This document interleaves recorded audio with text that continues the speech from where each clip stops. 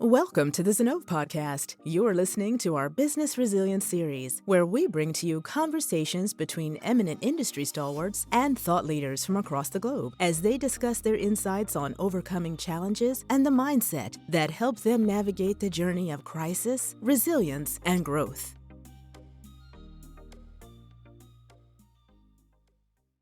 In the current dynamic business environment, only agile and flexible organizations can manage operational outages against all odds. To this end, there has been a paradigm shift in organizations' talent strategy, and with many adapting to fluid employment arrangements with the gig workforce. The supply and demand go both ways. With top talent on the lookout for flexible means of working, where they have improved work life balance, and likewise, organizations are reassessing existing employee policies to engage with the gig workforce for short to medium term projects with the flexibility to scale and descale easily.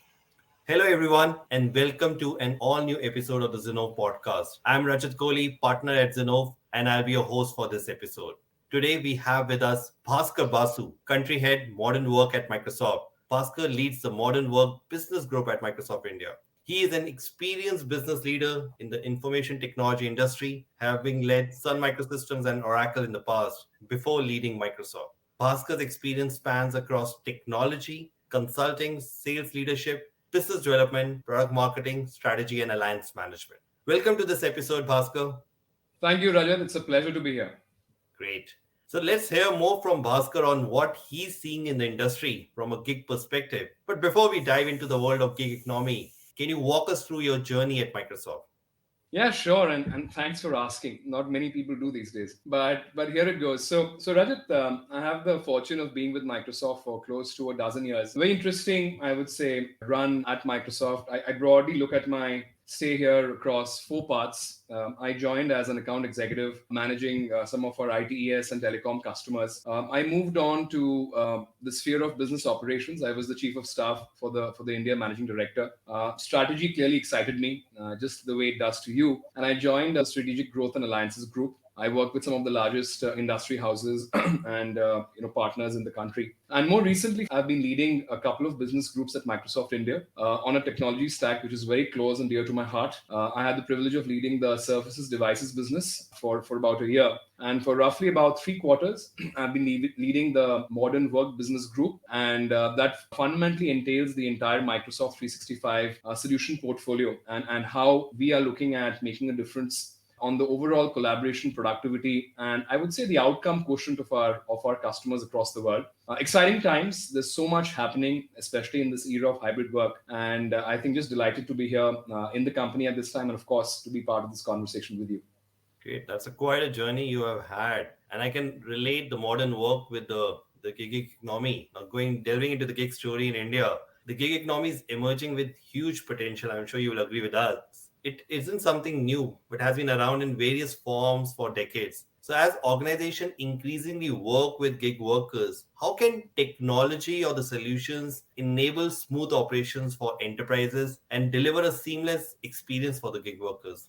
Sure. So let me kind of break this down into a couple of parts. And since the larger conversation is about the gig economy, let me kind of spend a moment of just kind of demystifying this whole trend around what we're seeing around us, around this whole gig worker, I think, trend line and how organizations are looking at it. So I was doing some research. Of course, I read up the paper that we published. And very interesting, I think what I learned was that by 2030, there is a 7 million workforce that we're talking about. That's going to triple to almost 24 million workers by 2030. And this workforce, what Niti Aayog says, is going to generate over $250 billion worth of work. Right? That's humongous. I think what we have learned is that the ITS sector, that's of course someplace that's, a sector which is quite native to India and how we are servicing customers across the world. The gig workers as part of the ITS workforce is going to grow by a factor of almost 30%. I learned of this new term called fractional CXOs, and we're clearly seeing the whole gig economy kind of play out to even the leadership with more and more fractional CXOs kind of growing. And I've also learned that I think historically the overall concept of gig workers was kind of relegated to a couple of sectors, but very niche digital skills. Think about AI, think about automation, data analytics. many evolved, I would say, skill sets, very niche skill sets are evolving, and companies are more and more looking at this overall gig workforce to address projects, both in the short term and in the medium term, to kind of address that on an ad hoc basis with gig workers. Now, I think the second part of it is that as this gig worker economy is kind of evolving, there are certain, I would say, native moments which kind of drive a much better experience for employers to start with. Think about it. If I need to kind of hire a full-time employee, it's quite a massive cycle. I need to figure out how to identify the right talent, figure out how to drive interviews, onboard them, assimilate them, ensure that they're productive, ensure that they're part of the payroll.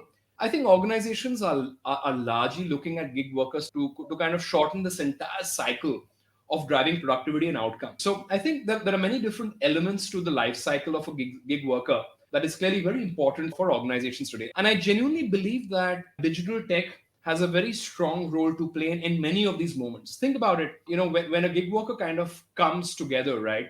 We're still kind of figuring out, should he or she bring their own device? Should I kind of provision a new device, provide that new device? Can I ensure a secure environment to provide that gig worker to kind of work optimally? How do I offboard? How do I basically rapidly reduce this overall I would say time involved in assimilating, in driving outcomes, and also offboarding?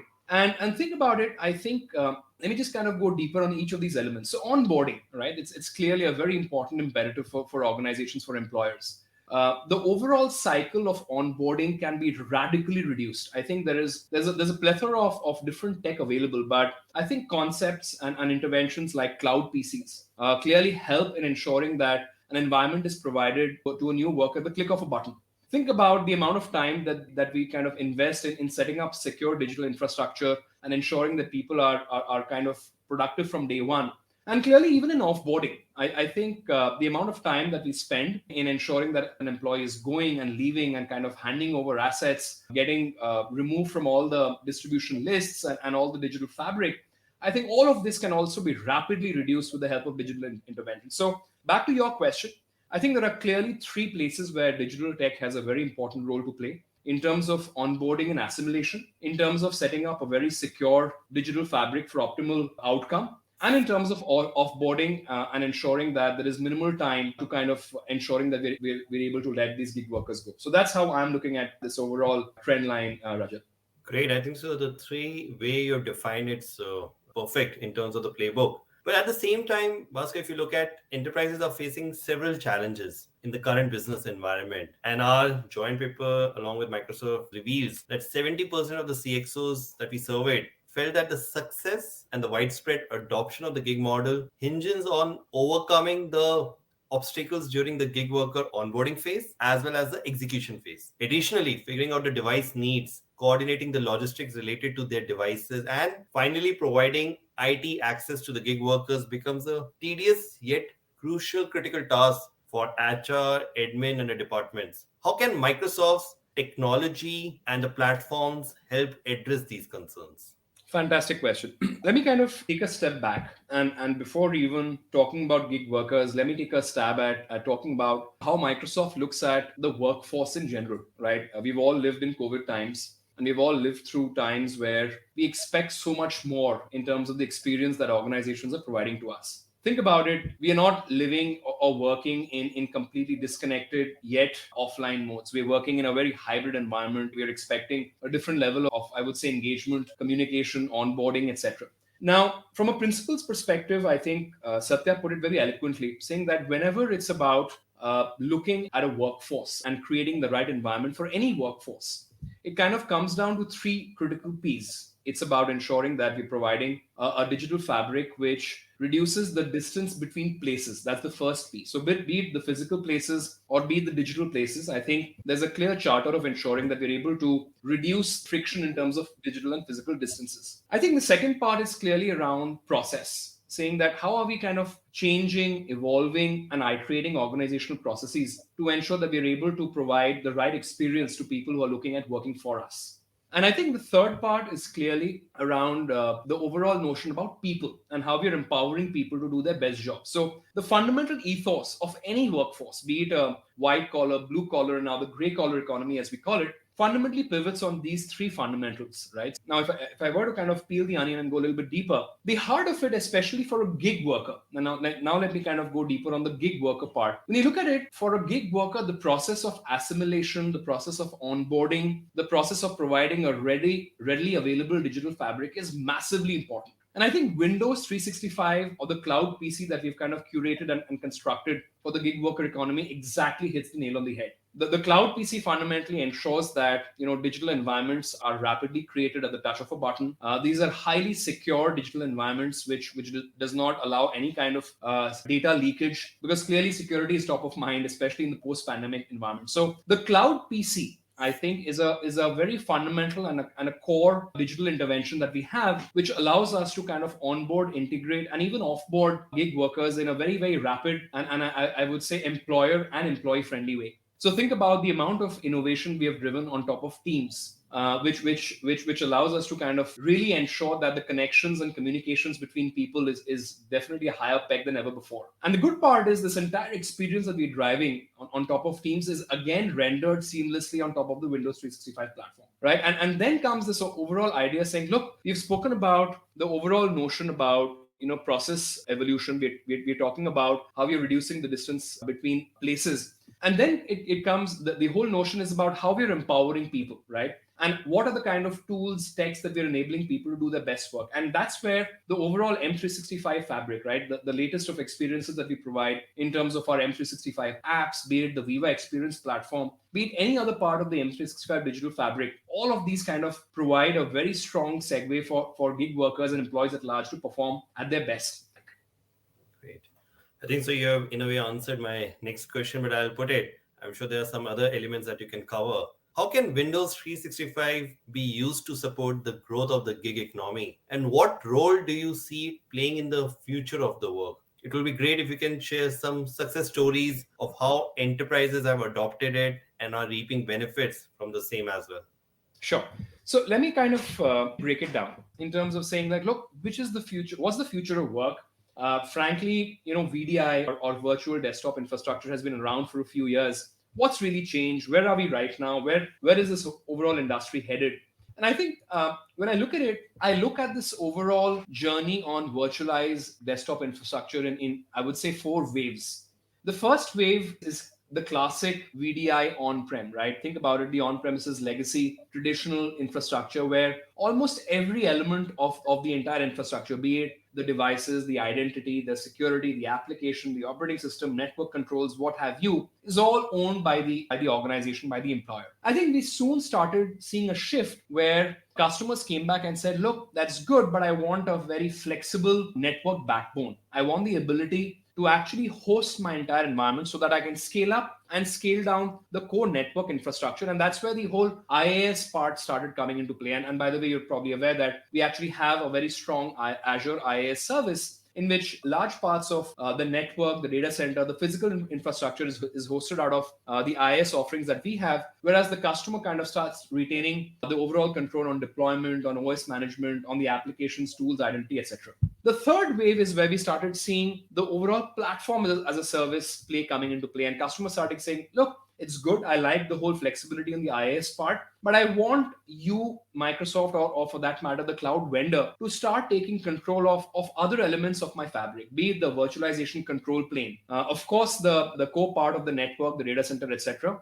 I think we're clearly in the 4th wave of how this overall, I would say, thematic is emerging, where customers are clearly saying, look, I want to kind of completely offload the headache of managing everything when it comes to end user computing. So be it the identity itself, be it the applications like Office applications, be it the operating system, be it the security, be it deployment, be it network controls, be it virtualized control, everything, perhaps the end user device itself, and that could be a very thin client, which I own, but I want you as the vendor to provide the entire end-to-end experience, including the management, application tools, identity, etc. And that's where we find ourselves now. Now, the 4th part of your question was, Rajat, saying that, is this happening? What kind of customers are responding to it? Is this a reality at all? And the exciting answer is absolutely yes. And I'll tell you what are the kind of thematics which are resonating with customers. So I've already spoken about the digital advantages, the people, places, processes part that I spoke of. But I think a huge benefit that cloud PCs and this kind of digital intervention promises and provides is that of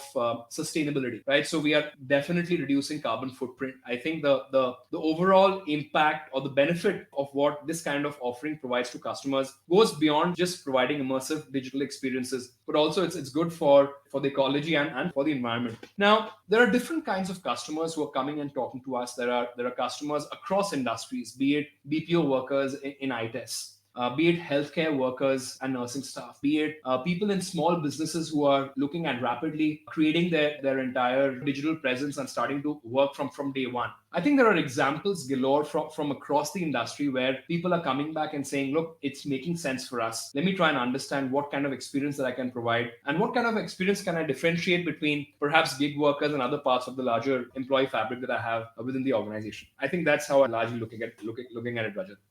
Wow, what a way to define it. And some key takeaways for me is definitely the day zero, the flexibility, the scalability, and definitely the sustainability is going to play an important role. That was very interesting to know, Bhaskar. If you were to predict three trends at the intersection of technology and the gig economy for the future, what would those be? Very interesting. So look, I think we'll all need to kind of wait for my predictions to play out, but let me take a stab at it. I think increasingly, I predict that the experience that gig workers are expecting will rapidly shift. And therefore, think about it. When I'm getting somebody to my organization, I need to have the ability to actually attract and possibly even rehire for niche skills and depending on projects. And therefore, to kind of create an environment where I'm able to rehire and therefore create a fabric which is compelling for gig workers to come back and work for me is very important. So my first prediction is that employers will increasingly focus and pivot on experiences that they're providing to this class of workers. While there is a major amount of focus on the digital aspects of the experience, but I soon expect that experiences around engagement, communication, well being, and the overall, I would say, experience that we're providing to gig workers will rapidly shift. And we'll see a very different kind of a conversation with gig workers in the years to come. The second part is, look, I think the COVID timeframe has been a great learning for all of us. We shifted from completely in person to digital to phygital. We're calling it remote. We're calling it on site. But clearly, I think if there's one learning is that there is no constant workplace. There is no offline. There is no completely online. So the second, I would say, prediction is that organization will continue to pivot on the flexibility of remote work and hybrid work that we're offering to gig workers. While there will be projects which will require in-person collaboration, but the amount of digital interventions, the focus, and I would say the amount of energy employers will kind of invest towards setting up a truly hybrid environment, I think will surely continue for the foreseeable future. I think the third and the most exciting, I would say, trend line that I see, and therefore the prediction that I would like to make is clearly around automation and AI. You're probably aware that I think the world is abuzz with the number of things that different people are announcing. We announced a whole set of very exciting LLM based, generative AI based interventions. I think the thematic over here is that we will increasingly rely on AI to do routine tasks and to automate tasks which can be taken over by, I would say, cognitive intelligence. And clearly there will be conversational AI bots, LLMs. They will automate a large part of I would say standardized processes. Think about customer service tasks. Think about the repetitive tasks that most I think gig workers they do on a day-to-day basis. So clearly the I would say the kind of work that we will look at employing gig workers around will clearly evolve. We've already started seeing more digitally native skills being asked for. We're clearly seeing even work around the thematics of AI clearly going up. So I think the prediction I would make is the kind of work that we're going to look at hiring gig workers for will evolve. This will require a high amount of reskilling. This will require gig workers to focus more on cognitive based tasks as opposed to repetitive tasks. So I think very exciting times, Rajat, in terms of what we're here to see in the years ahead for sure. Definitely, I'm sure that there's more to come.